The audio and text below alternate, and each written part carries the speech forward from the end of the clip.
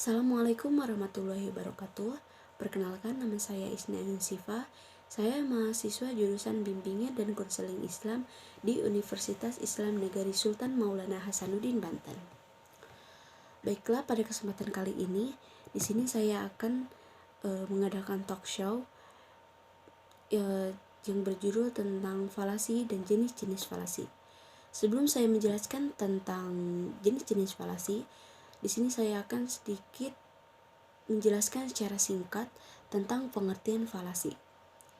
Falasi atau sesat pikir bisa juga disebut dengan kekeliruan dalam berpikir. Falasi adalah penyimpangan kaidah-kaidah yang mengatur semua jenis dialog atau percakapan manusia. Falasi ini terjadi karena adanya kesalahan-kesalahan dalam penalaran, baik cara proses penalaran maupun hasil dari proses penalaran tersebut. Ada banyak sekali jenis falasi, akan tetapi pada kesempatan kali ini, di sini saya hanya akan membahas 3 jenis falasi saja. Yang pertama yaitu red herring, yang kedua strawman falasi, yang ketiga yaitu genetic falasi. Yang pertama yaitu red herring. Red herring atau ikan merah. Red herring diartikan dengan ikan merah karena red herring ini merupakan ikan merah yang baunya ini sangat menyengat sehingga dapat mengalihkan perhatian seseorang. Istilah dari red herring ini berasal dari bahasa Inggris yang dibuat oleh Cobat William pada tahun 1807. Red herring masuk ke dalam ranah sesat ini karena dia selalu dipakai untuk pengalihan perhatian. Bayangkan saja, jika kita sedang asik mengobrol dengan teman kita, lalu salah satu dari teman kita itu mengeluarkan sesuatu yang baunya itu sangat menusuk atau sangat menyengat dari dalam tasnya, pasti arah pembicaraan kita akan berubah secara tiba-tiba. Dalam kehidupan sehari-hari, kita bisa menemukan ketika seseorang sedang menggunakan teknik red herring falasi ini. Jika kita pernah bertanya kepada seseorang, lalu orang tersebut menjawab pertanyaanmu dengan jawaban yang tidak ada kaitannya sama sekali dengan pertanyaan yang kamu ajukan, itu artinya ia sedang menggunakan teknik red herring falasi ini. Hal ini ia sengaja karena dia tidak menyukai pertanyaan tersebut. Dilansir dari effectivology.com, pengguna red herring falasi ini bertujuan untuk mengalihkan perhatian dengan memberikan informasi yang tidak sesuai. Contohnya, saat seseorang meminta pendapat tentang kegagalan proyek tersebut, akan tetapi temannya itu menjawab tentang pencapaian dalam proyek lain. Nah, jelas-jelas temannya ini sedang menggunakan teknik red herring karena dia tidak menyukai pertanyaan yang dilontarkan oleh temannya itu, atau dia sedang menghindari dari pertanyaan tersebut.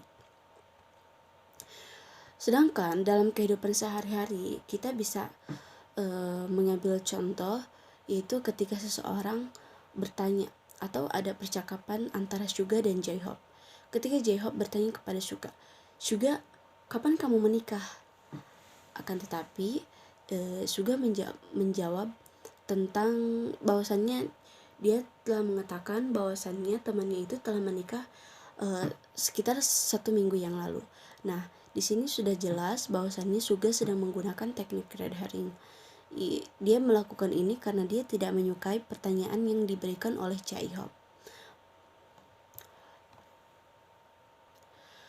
Dan pada akhirnya dapat kita simpulkan bahwasannya red herring ini hanyalah sebuah sikap yang cenderung mengelak topik pembicaraan dan memberikan argumen lain dan menutupi persoalan yang sebenarnya, atau ia sedang menghindari persoalan yang ia tidak suka.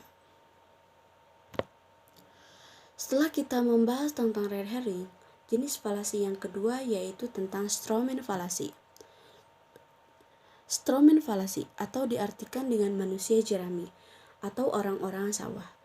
Strawman ini pada dasarnya adalah sebuah sesat pikir yang terjadi ketika seseorang entah dengan sengaja atau tanpa sengaja salah dalam mempresentasikan atau argumen lawan diskusinya.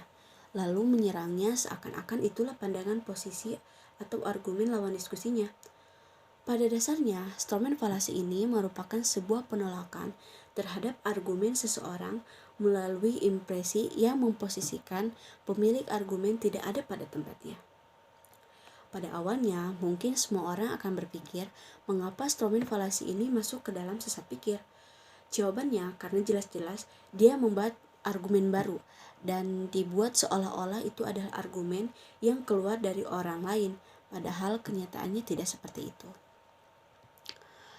Sesat pikir ini biasanya terjadi karena kita yang kurang cermat atau kita yang kurang memahami maksud dari lawan diskusi atau kita yang terlalu memasukkan asumsi kita sendiri ke dalam maksud lawan tersebut.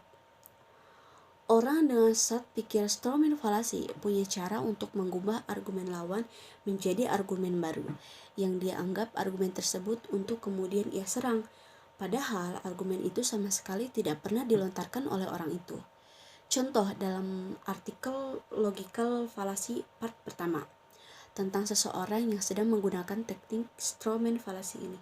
Misalnya, ketika kita berargumen bahwasanya pernikahan gay harusnya legal, tapi lawan diskusimu itu bukannya memberikan counter argumen, akan tetapi dia malah mengatakan lo gay ya, makanya bela-belain pernikahan gay.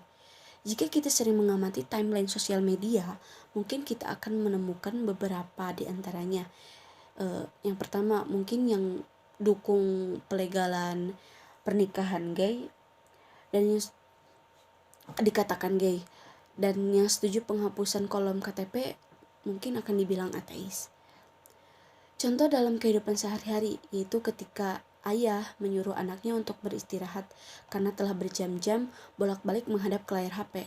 Tapi kita sendiri malah marah dan menganggap bahwasannya ayah kita itu ingin kita itu kudet atau kurang update. Padahal sudah jelas-jelas ya, di sini ayah kita itu memberikan perhatian. Nah, setelah kita membahas tentang red herring, strawman fallacy, yang ketiga yaitu kita akan membahas tentang genetic fallacy. Genetic fallacy atau kekeliruan dalam berpikir merupakan sebuah pernyataan salah berdasarkan asumsi yang tidak logis atau latar belakang lawan. Genetic fallacy ini menyatakan bahwa suatu pendapat tidak valid atau tidak bisa dipercaya. Genetic fallacy ini biasanya berisi tentang pandangan-pandangan terhadap suatu kelompok yang belum tentu benar. Kekeliruan dalam berpikir ini terjadi karena hanya mempertimbangkan berdasarkan siapa yang berbicara, bukan karena isi dari berita itu. Kesalahan berpikir ini umum sekali terjadi di kalangan masyarakat yang belum memiliki edukasi yang baik dan sudah terbiasa dengan budaya yang berkelompok. Contoh dari sumber Wikipedia. Johnny sedang asik meminum kopi sambil membaca koran. Pada suatu pagi yang cerah, tiba-tiba ia mendapatkan pesan dari dokter pribadinya tentang bahayanya vaksinasi yang dapat menyebabkan autisme. Karena pesan itu pesan itu dikirim dari seorang dokter yang selama ini ia percayai, maka ia akan percaya bahwa vaksin itu dapat menyebabkan autisme. Nah, di sini sudah jelas-jelas bahwasannya Johnny ini hanya melihat berdasarkan siapa yang berbicara, bukan dari isi sumber tersebut atau isi berita itu. Nah, contoh dalam kehidupan sehari-hari itu saya seringkali mendapatkan pesan dari teman saya berupa link yang harus diisi untuk mendapatkan kuota gratis dari Kemendikbud. Mereka selalu meng-share ke teman-teman yang lain karena dia sangat percaya bahwasanya kuota gratis itu memang akan ia dapatkan karena link itu ia dapatkan atas nama Kemendikbud. Dalam mempertimbangkan kebenaran suatu klaim atau suatu berita atau suatu isu, maka sebaiknya kita mempertimbangkan isi dari sebuah berita itu. Carilah sesuatu yang valid atau benar untuk dijadikan sebagai titik acuan. Jika kita tidak memiliki banyak waktu untuk melakukan validasi itu, maka kita cukup diam dan tidak ikut-ikutan untuk meng-share berita-berita yang hoax. Kesalahan berpikir genetik ini bisa positif dan bisa juga negatif. Contoh dari autisme tadi adalah contoh yang positif, maksudnya kita percaya suatu klaim atau berita karena kita percaya pada sumbernya. Sebaliknya, pada contoh negatif, kita juga tidak percaya suatu klaim atau suatu berita karena kita tidak percaya pada sumbernya. Baiklah, mungkin hanya itu yang dapat saya sampaikan. Kurang dan lebihnya mohon maaf. Wassalamualaikum warahmatullahi wabarakatuh.